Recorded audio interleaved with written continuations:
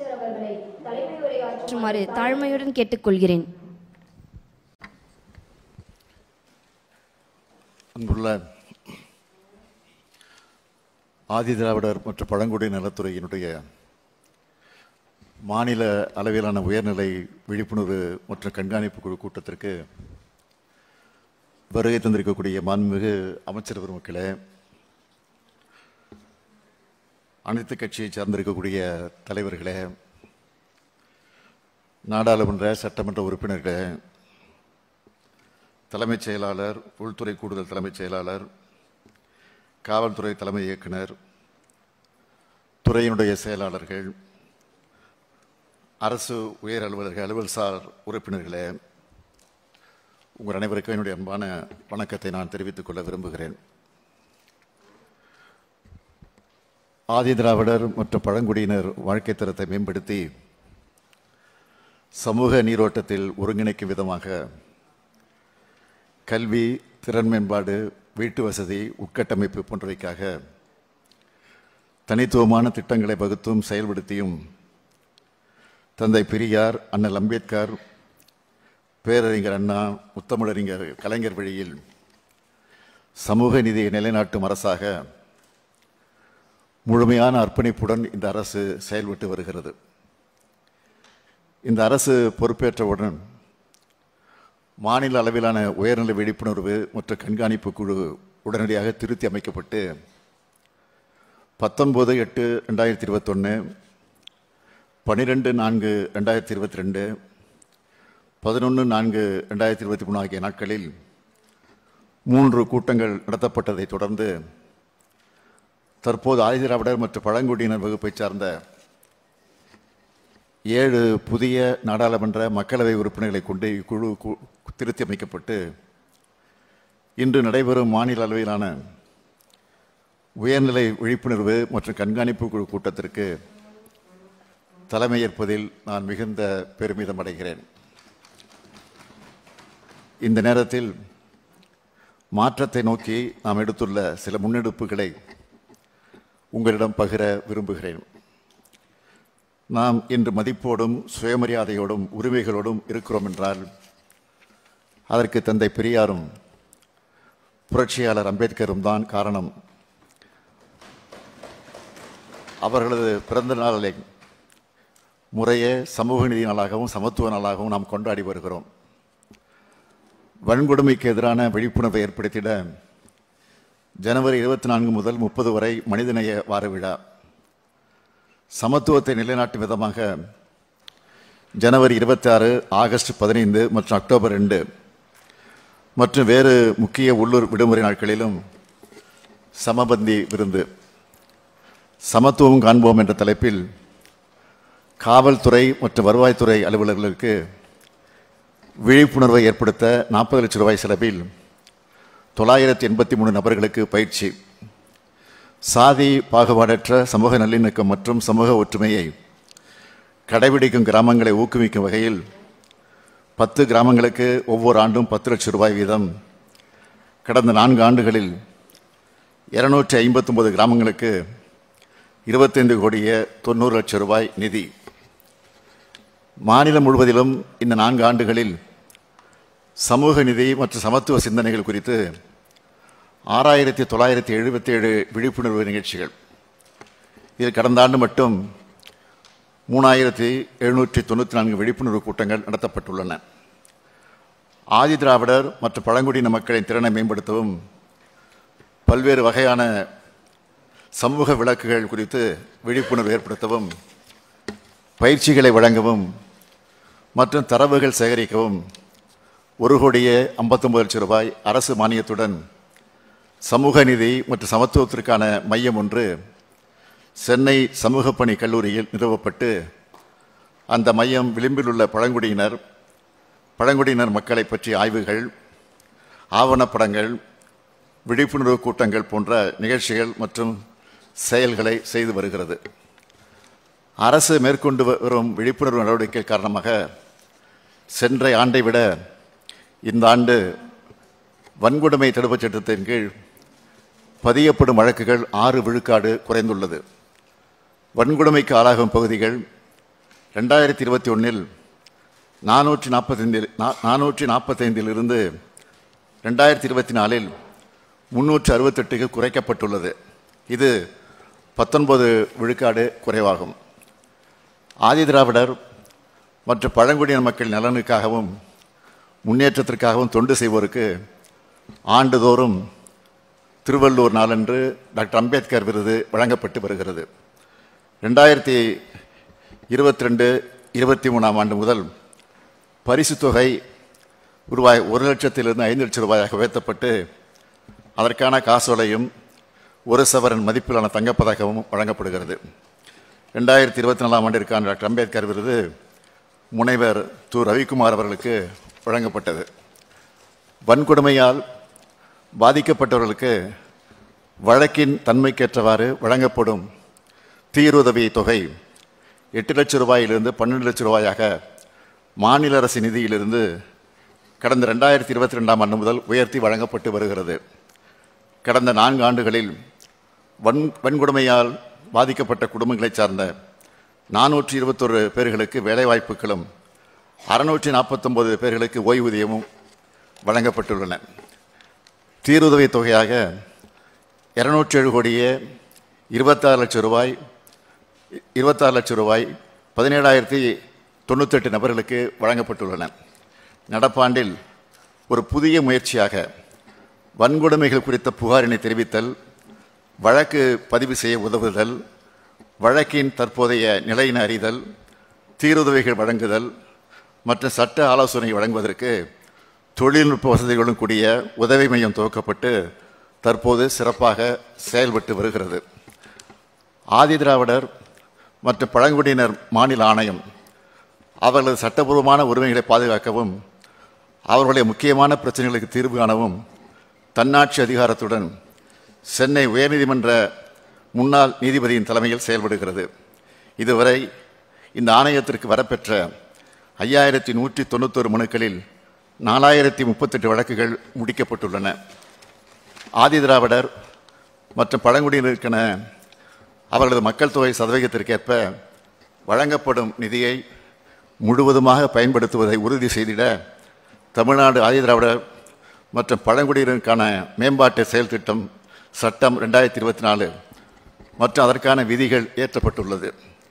2011 ஆண்டின் மக்கள் தொகை கணக்கெடுப்பின்படி தமிழ்நாட்டில் பொது பிரிவினரின் கல்வி அறிவு 80.09 விழுக்காட்டிலும் ஆதிதிராவிடர் மற்றும் பழங்குடியின மக்களின் கல்வி அறிவு 73.26 விழுக்காட்டிலும் உள்ளது.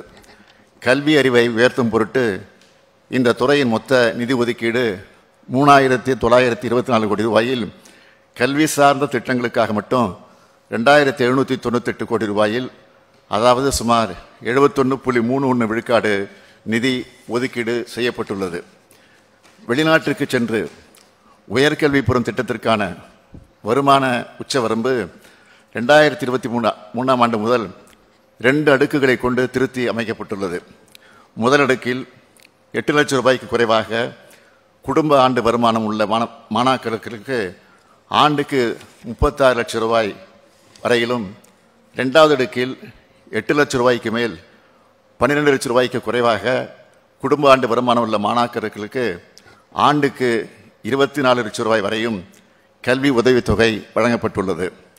போஸ்ட் மெட்ரிக் கல்வி உதவித்தொகையின் கீழ் மாணவர்களுக்கு வழங்கப்படும் பராமரிப்பு உதவித்தொகை ஒன்றிய அரசு வழங்கும் உதவித்தொகைக்கு இணையாக மாநில அரசால் உயர்த்தப்பட்டுள்ளது. முழு நேர முனைவர் பட்ட படிப்புகளுக்கான கல்வி உதவித்தொகை மூலம் பயன்பெறும் மாணாக்கர் எண்ணிக்கை 1400 2024 ஆண்டில் 2000 உயர்த்தப்பட்டுள்ளது. பழங்குடியின மக்கள் எளிதாக கல்வி பெறுவதற்கு அவர்களின் குடியிருப்புகளுக்கு அருகில் உணவு மற்றும் தங்கும் வசதிகளுடன் கூடிய 328 உண்டி உறைவிட பள்ளிகள் நடத்தப்பட்டு வருகின்றன. மேலும் ஒருங்கிணைந்த சமையற்கூடம், விடுதிகளில் கண்காணிப்பு கேமரா, பயோமெட்ரிக் வருகை பதிவுடன் கூடிய விடுதி மேலாண்மை அமைப்பு, மாணவர்களுக்கு நல்லோசை எனும் சிறப்பு திறன் மேம்பாட்டு பயிற்சி, பள்ளி மாணவர்களுக்கு கற்றல் இனிதே எனும் சிறப்பு கல்வி சார்ந்த பயிற்சியும் அளிக்கப்பட்டு வருகிறது. மேலும் நவீன வசதிகளுடன் கூடிய பொதுவான கருத்தரங்கு, பயிற்சிகள் நடத்த 120 கிராம அறிவு மையங்கள் 117 கோடியே 27 லட்சம் ரூபாய் மதிப்பீட்டில் அமைக்கப்பட்டு வருகிறது.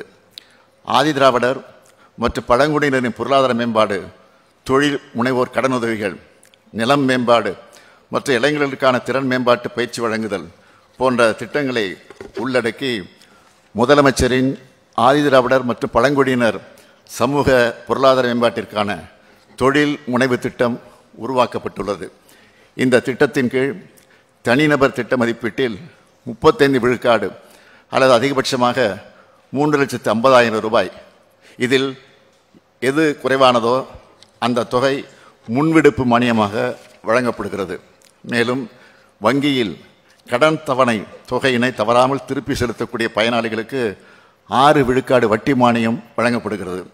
கடந்த 2 ஆண்டுகளில் இந்த திட்டத்தின் கீழ் 468 பயனாளிகளுக்கு 89 கோடியே 71 லட்சம் ரூபாய் மானியம் வழங்கப்பட்டுள்ளது. வேளாண் தொழிலாளர்களாக உள்ள ஆதிதிராவிட மகளிரை நில உடைமையாளர்களாக மாற்ற சமூக நிலை மற்றும் வாழ்வாதாரத்தினை மேம்படுத்தும் நோக்கில் நன்னிலம் என்னும் ஆதிதிராவிட மகளிருக்கான நிலம் வாங்கக்கூடிய திட்டம் உருவாக்கப்பட்டுள்ளது. கடந்த 2 ஆண்டுகளில் 625 பயனாளிகளுக்கு 30 கோடி ரூபாய் மானியம் வழங்கப்பட்டு மகளிரை நில உடைமையாளராக இந்த அரசு மாற்றியுள்ளது. பெண்களின் வாழ்வாதாரத்தை மேம்படுத்தவும் வளர்ச்சிக்கான அடிப்படை வருமான ஈட்டு நடவடிக்கைகளை மேற்கொள்ளவும் தாட்கோ மூலம் வழங்கப்படும் மானியத்தை 2023ஆம் ஆண்டு முதல் 2,50,000 ரூபாயிலிருந்து 6 லட்சம் ரூபாயாக உயர்த்தப்பட்டு நடப்பாண்டில் 140 பயனாளிகளுக்கு 8 கோடியே 25 லட்சம் ரூபாய் மானியம் வழங்கப்பட்டுள்ளது. ஆதிதிராவிடர் குடியிருப்பில் அடிப்படை வசதிகளை மேம்படுத்தும் வகையில் அயோத்திதாச பண்டிதர் குடியிருப்புகள் மேம்பாட்டு திட்டம் செயல்பட்டு வருகிறது. 2023-24ஆம் நிதியாண்டில் 200 கோடி ரூபாய் மதிப்பீட்டில் ஊரக மற்றும் நகராட்சி பகுதிகளில் 1690 உட்கட்டமைப்பு மேம்பாட்டுப் பணிகள் செய்து முடிக்கப்பட்டன. 2024-2025ஆம் நிதியாண்டில் 230 கோடி ரூபாய் மதிப்பீட்டில் 1966 பணிகள் எடுக்கப்பட்டு முடிக்கும் தருவாயில் உள்ளது. இந்த ஆண்டு இந்த திட்டத்திற்காக 280 கோடி ரூபாய் நிதி ஒதுக்கீடு செய்யப்பட்டுள்ளது.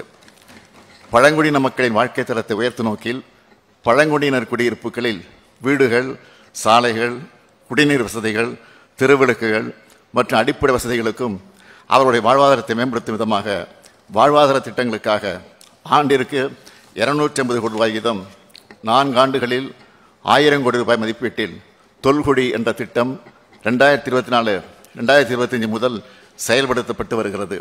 தூய்மை பணியாளர் நல வாரியம், ஜெய்பீம் தொழிலாளர்கள் மற்றும் சிறு வணிகர்கள் நல சங்கம், நரிக்குறவர் மற்றும் இருளர் பழங்குடியினருக்கான சிறு வணிக கடன், என் கல்லூரி கனவு, உயர்கல்வி வழிகாட்டுதல் நிகழ்ச்சி, களமாடு முதலிய பல்வேறு புதுமையான திட்டங்கள் செயல்படுத்தப்பட்டு ஆதிதிராவிட பழங்குடியின மக்களின் வாழ்வாதாரம் மேம்படுத்தப்பட்டு அவர்களுக்கான சரிசமமான உரிமைகள் உறுதி செய்யப்படுகின்றன.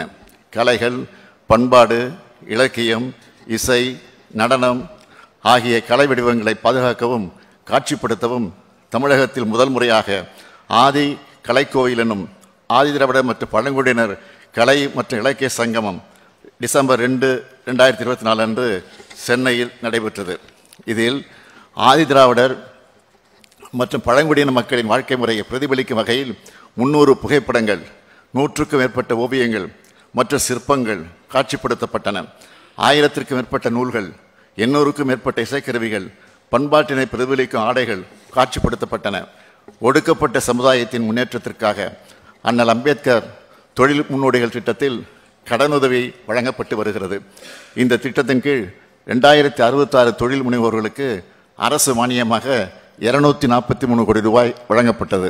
இதில் 400 மகளிர் தொழில் முனைவோர் 41 கோடியே 87 லட்சம் ரூபாய் மானியமாக பெற்றுள்ளார்கள். இந்த திட்டத்தின் மூலமாக தூய்மை பணியாளர்களை தொழில் முனைவர்களாக மாற்றவும் அவர்களது வாழ்வாதாரத்தை உயர்த்தவும் சென்னை பெருநகர குடிநீர் வழங்கல் மற்றும் கழிவுநீர் அகற்றுதல் வாரியத்தின் சார்பில் உன்னத திட்டம் உருவாக்கப்பட்டது. 10 பீட் எனும் ஆதிதிராவிடர் மற்றும் பழங்குடியினருக்கான தொழில் முனைவோர் சிறப்பு கண்காட்சி மற்றும் கருத்தரங்கம் இந்த ஆண்டு ஜனவரி மாதத்தில் சென்னையில் நடத்தப்பட்டது.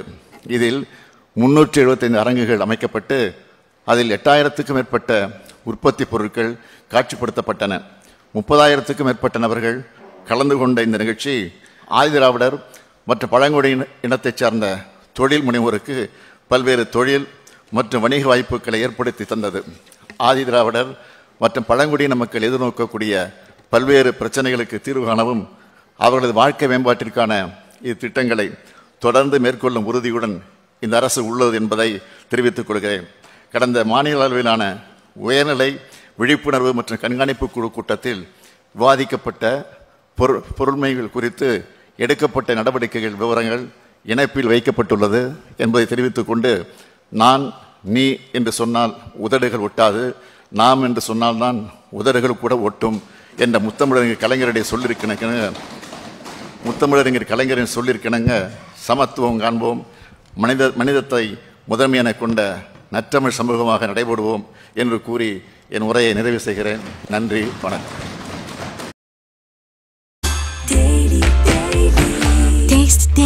Taste the Daily.